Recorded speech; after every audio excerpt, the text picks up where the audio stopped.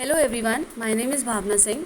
I am working as an assistant professor at St. Andrews Institute of Technology and Management, Gurgaon.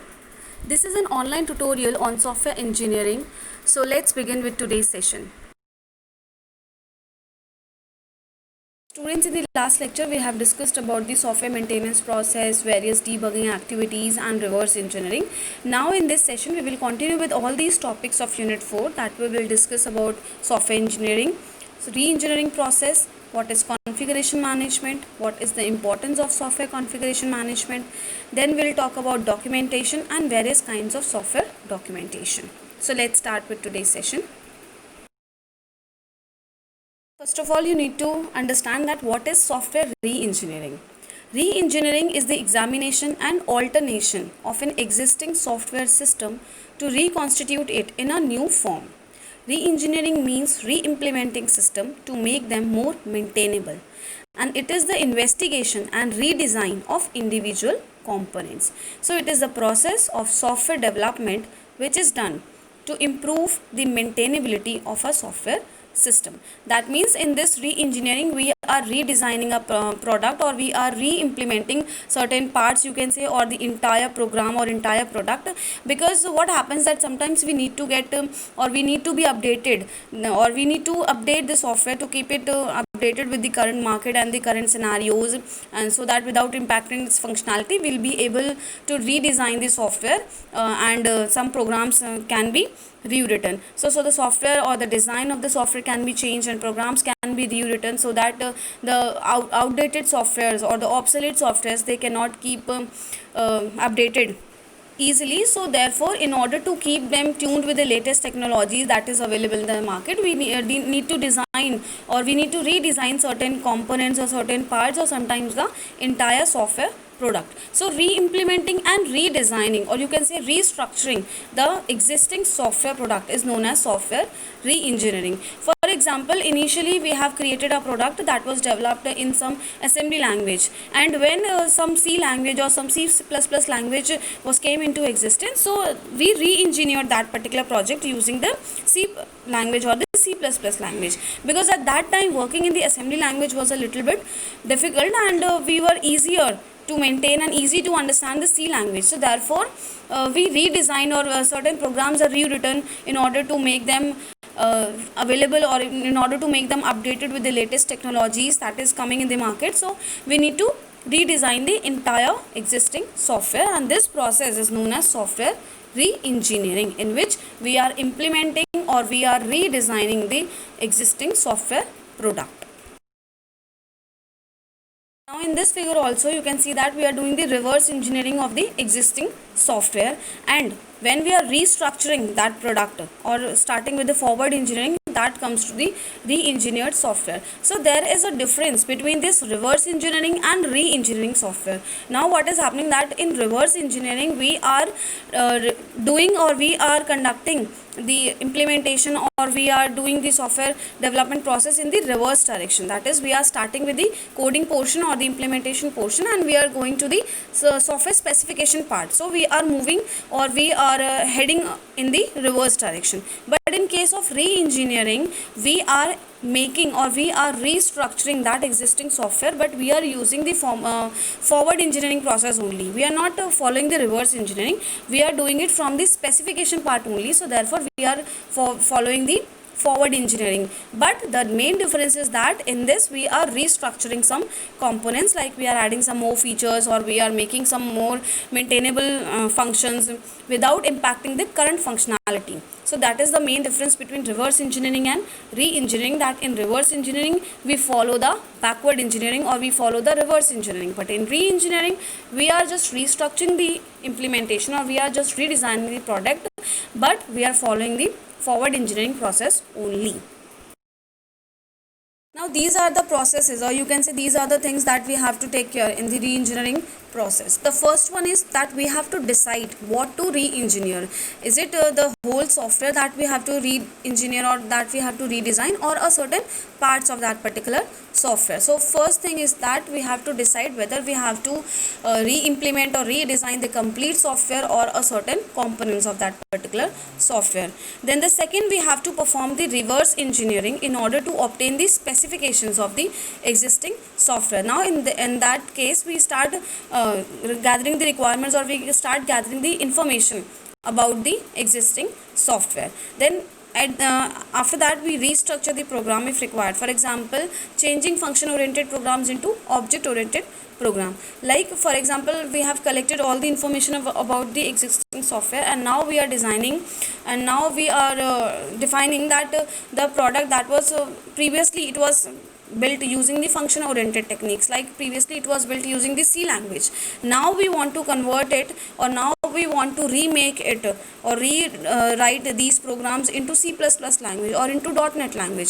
So this is known as the restructure of program. We are converting the program that is written in some previously in some other language, and now we are converting it with the latest technology or latest programming languages. So this is known as restructuring of program.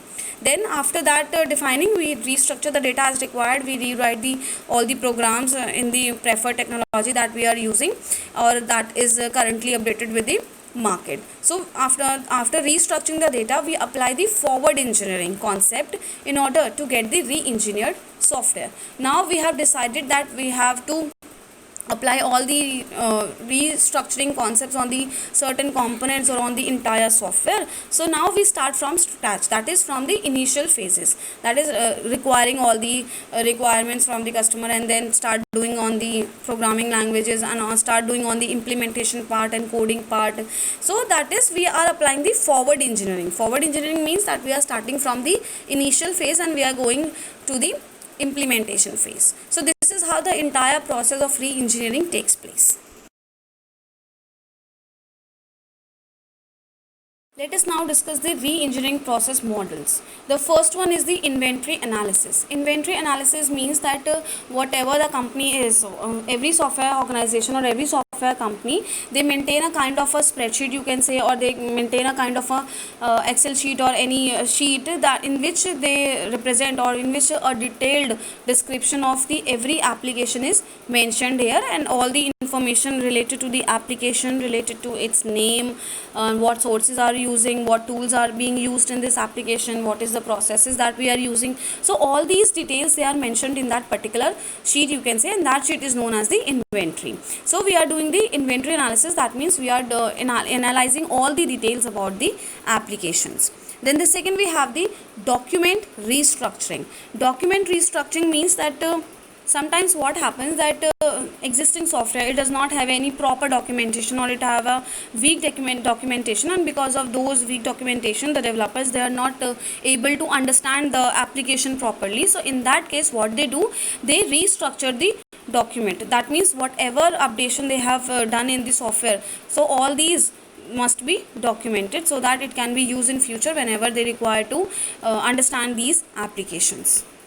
Then the next, we have the reverse engineering. Now in this reverse engineering, we are doing the design recovery, and we are extracting all the information, all the data regarding the architecture, regarding the procedural design that has been used in the particular application from an existing software, so that it will be easier for us to understand those applications and understand or clearly understand all those information, and we'll be start working on that particular existing software. Then after that, we have the code restructuring. Code restructuring means that in this, the code is analyzed, and whatever errors are there, whatever flaws are there in the code, we analyze and repair all those code, and if there are certain bugs are there or certain errors are there, then we start the debugging process and remove all these codes or all these errors that are present in the code. Then after that, we have the data restructuring. Data restructuring means in case the application or the existing software has some weak architecture which will be difficult to adapt or to enhance. So what we do, that we analyze or we review all the data structures of this current architecture, and all the data objects and attributes we identify and define them, and start reviewing them so that we can enhance the quality on the basis of these existing data structures. And at the end, after doing all these things, after analyzing all the code, after restructuring all the data, and after performing all the information collection, we start doing the forward engineering. Forward engineering, also known as we are doing the renovation work, you can say. That means we are redesigning the application from the existing software and using all these information of the current software, so that we'll be able to alter or reconstitute the existing system in order to improve its overall quality, and in order to maintain, or in order to make a more improved and more maintainable software product. Now let us understand our next topic, that is what is a configuration management. Software configuration management is an activity which is applied throughout the software engineering process. And software configuration management is the process which controls the changes made to the system and manages the different versions of the software product. And it is the discipline for systematically controlling the changes that take place during development. That means whenever we build a software, or whenever we build a system, that there is a chance that we need to modify some parts, or we need to update that existing system, or there are some problems that for which we need to create new solutions for that particular problem. So and sometimes it happens that the requirements, they keep on changing of the customers on the daily basis, and so according to those requirements we need to upgrade our system based on the current requirements and based on the current scenarios of the market, so that we'll be able to fulfill all the expectations of the requirement, and will be provide desired outputs. So all these changes, they should be analyzed, and before they are made to the existing system, and we need to record every changes or every requirement that we are thinking to re-implement. So all these details, in order to control all these details and in order to maintain all these details, that will overall improve the quality, and hence it will reduce the error that can come in the software if we do not maintain all these changes. So for this we need to require the configuration management, that will help us to control all the changes, and that will help us to maintain or manage all those changes that we are thinking to maintain in our software system, so that the quality and consistency of the product can be maintained. So for all these changes, maintenance, and all these managing all the requirements of the current version, so all these things, they are maintained with the help of software configuration management.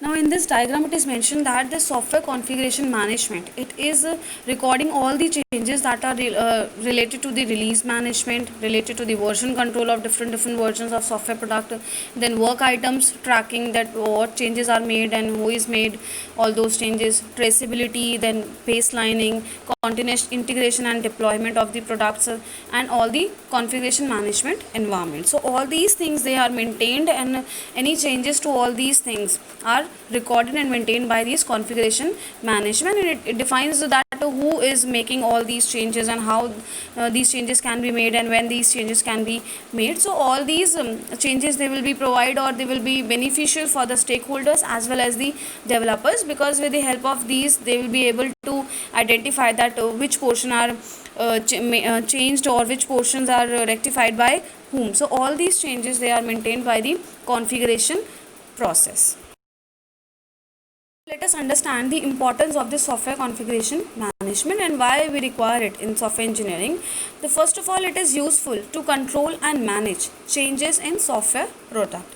That means whatever changes are occurring in the software project, it is used to maintain and manage all those changes. Then it ensures the proper implementation of the changes. For example, once we have identified all the changes, then it will be easier for us to implement all those changes timely. Then it helps to generate a derived version of the system by allowing modification of the same component. That means whenever we have provided some version control, or whenever we have provided some changes in the current version, then it will help us to derive all these version changes that will allow the modification, so that we'll be able to modify and update the system accordingly and according to that particular version. Then it has the capability of defining and storing the various constituents of a software, and it gives the developers a means to coordinate the work of numerous people on a common product.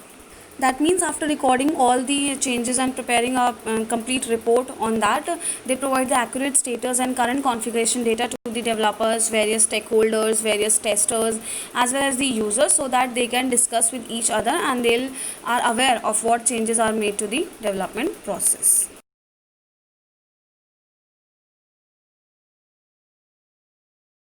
Now comes the next topic, that is what is a documentation of software program.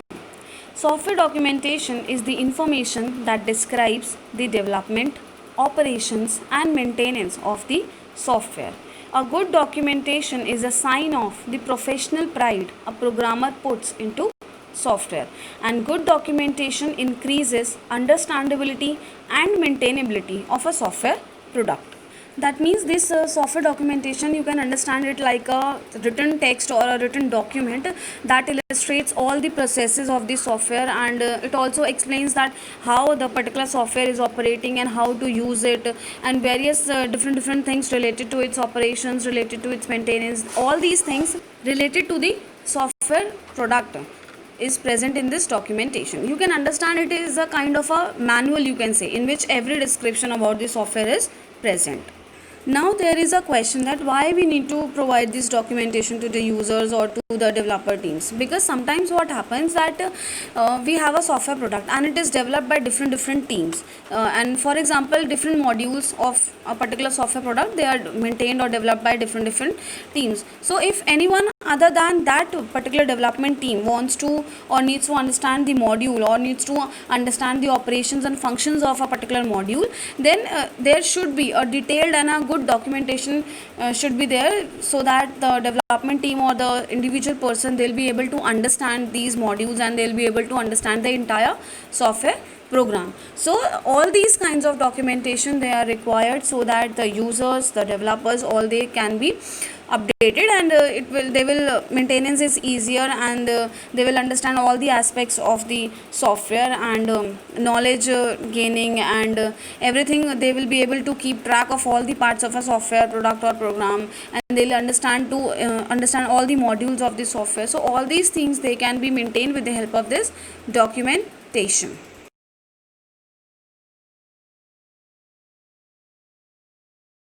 This documentation is categorized into two different forms. Like we have the internal documentation and the external documentation. So first we'll discuss the internal documentation. Internal documentation means that when the developers, they are developing certain modules or they are developing certain software programs, so what they do, they write or they use some certain comments inside the program, and that is meant for the program reader, and that is not meant for execution, and there are comments like textual statements, you can say, or that are describing every statement in the program. So these comments, they are used inside the internal documentation so that it will be easy to understand the particular code and the operation of that particular statement, you can say. So these comments, they explain all these things, like what the code is doing and how it is doing. So basically these comments, they are included in the internal documentation, and they are mainly for the developers or the program readers, but not for the users, because they are not anyone to do with this all kinds of coding and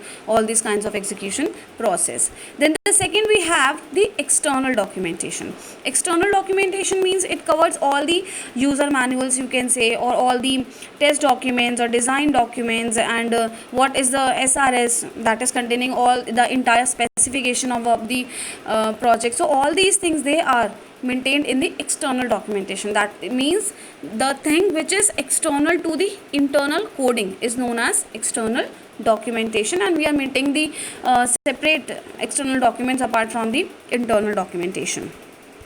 And we have these external documentation for the developers also, as well as for the users also. For example, for the developers, this documentation, it contains the necessary commands that are needed to load the software program, and the type of messages the software which may display during its execution, and general description about the system's functioning and its operations. So all those things that are required by the developers or that are required by the programmers, they are present in the external documentation for the developers.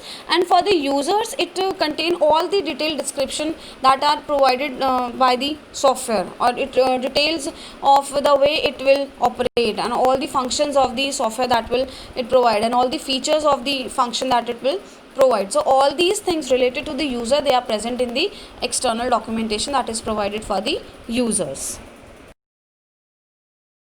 Students, with this session we have completed all the concepts of Unit 4 also. Now it is time to discuss the important questions based on today's session.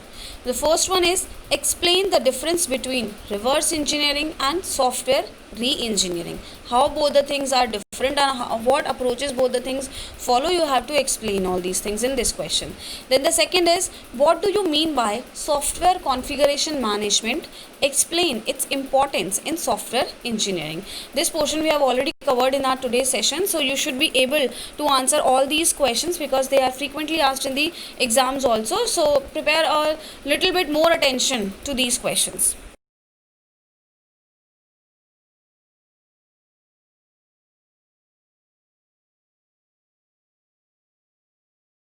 Students, it's time to end the session here only. I hope you have understood all the concepts well. You all take care of yourself and thank you so much for watching.